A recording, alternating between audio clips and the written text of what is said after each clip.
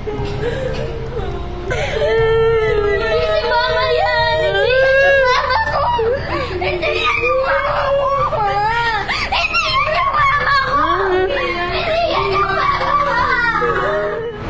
Why did it happen, Secretary? Nandito ang pamilya, si Tanya at saka si Angel. Humingi na ho akong pamahanin sa kanila. As the Secretary of Department of Migrant Workers, I take full responsibility.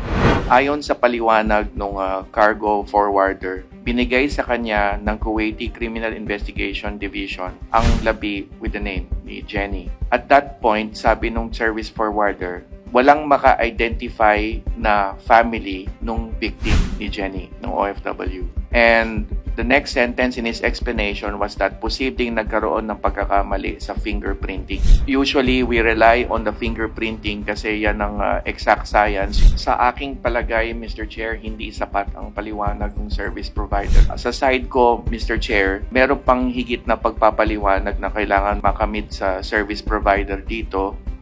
And we have also requested our embassy in Kuwait to seek an explanation, including a meeting with the Criminal Investigation Division of Kuwait, including the service provider, with a view to filing a claim for negligence and damages for the wrongful repatriation, Mr. Chair.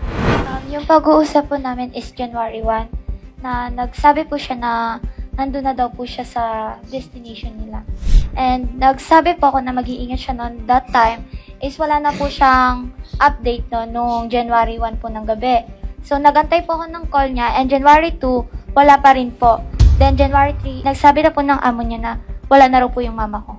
Wala siyang mga sinabing pahiwatig na meron siyang problema sa kanyang amo?